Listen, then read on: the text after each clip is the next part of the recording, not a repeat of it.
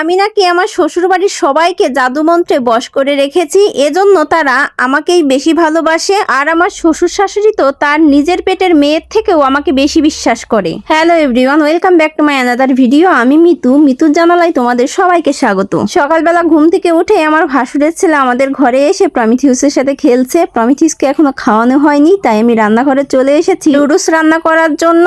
আমার ছেলে 5টা লুডুস একসঙ্গে রান্না করে দিলে খুব মজা করে খেয়ে নেয়। এই তো আমার ভাঙাচোরা রান্নাঘরের অবস্থা খারাপ হতে পারে, কিন্তু এখানে সব ধরনের ফ্যাসিলিটি আছে। খড়ির চুলা আছে, খড়ি আছে, গ্যাসের চুলা, rice cooker, pressure cooker, Blender সবকিছুই আছে। নিত্য প্রয়োজনে যা যা ব্যবহার করা হয়, এছাড়াও ট্যাব আর সিঙ্কও আছে। তোমরা এখন আমাকে প্রশ্ন করতে পারো আমি কেন তোমাদের এইসব কথা বলতেছি, এগুলো তো সবার রান্নাঘরেই থাকে। তাহলে শোনো, আমি কেন তোমাদের এগুলো বললাম। এই কথা বলার একটা রিজন আছে। আমার রান্নাঘরটা একদম ভাঙাচোরা, এই পাশ দিয়ে বেড়াল ঢুকে আর ওই পাশ দিয়ে বের হয়ে যেতে পারে। টিনের বেড়াগুলো খুলে গেছে। এইরকম একটা জরাজীর্ণ রান্নাঘরের মধ্যে এত রকমের ফ্যাসিলিটি আমি করে নিয়েছি, জাস্ট তোমাদের এইটাই শেয়ার করলাম। এইবার আসি পয়েন্টের কথায়। আমার আশেপাশে যেসব প্রতিবেশীরা আছে, এরা সবাই মনে করে কি আমি আমার শ্বশুর শাশুড়িকে তাবিজ করেছি, আমার জামাইকে আমি বশ করে রেখেছি। দেবর, ননদ, শ্বশুর শাশুড়ি, জামাই সবাই কেন আমার কথা শুনে। আমি একটা কথা বিশ্বাস করি, আমি নিজে যদি ভালো হই তাহলে আমার চারপাশের এনভায়রনমেন্ট ভালো হইতে বাধ্য।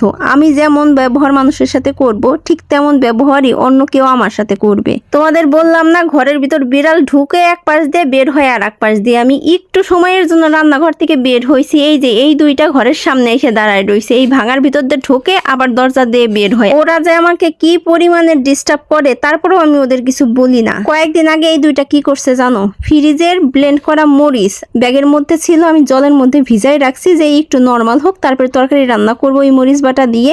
সেই মরিচের প্যাকেট নিয়ে চলে গেছে। ওরা ভাবছে কি এটার মধ্যে মাছ। তারপরে ওদের আমি কিছু বলি নাই। সবাই যদি দূর দূর ছাই করে, তাহলে ওরা যাবে কোথায়? দুইটা খাওয়ার আশাই তো আমাদের বাড়িতে এসে পড়ে থাকে। রান্নাঘরে এক পাশে আমি রান্না করতেছি, আর এক পাশে আমার শাশুড়ি থালবাটি মাজতেছে। আজকে যা গরম পড়ছে, এই গরমে হাত মুখ একদম ঘাইমে চিপচিপা হয়ে গেছে। বাড়ির বউ হওয়া যে কতখানি জ্বালা শুধু তারাই বুঝে। আমার মাও বুঝতে পারছে, আমার শাশুড়িও বুঝতে পারছে, এখন আমিও বুঝতে পারতেছি। আর যদি হওয়া যায় দায়িত্ববান বড় ছেলের বউ, তাহলে তার কোনো কথাই নাই। যেমন ঘরের কাজ করতে হয়, তেমন বাইরের কাজ করতে হয়, আবার পরিবারের সবার মন জোগায়ও চলতে হয়। ফাইনালি গল্প করতে করতে লুডুস রান্না শেষ। লুডুসটা কিন্তু দারুণ হয়েছে। আর আমি সকালবেলা যখন ওকে লুডুস খাইতে দিই, প্রতিদিন দিই না, মাঝে মাঝে দিই, তখন কিন্তু আমি তেল ছাড়া রান্না করে দিই। কারণ সকালে যদি তৈলাক্ত খাবার খাই তাহলে পেটে গ্যাস জমা হইতে পারে। ছোট বাচ্চাদের খাওয়ানোর প্রতি মারা সবসময় একটু সিনসিয়ার হয়। আমার ছেলে তো লুডুস পেয়ে খুশিতে আত্মহারা হয়ে গেছে, বলতেছে এখনই খাবো। সস চাইতেছে আবার। আমি বললাম সসের দরকার নাই, এমনি খাও, এমনিতেই অনেক মজা হয়েছে।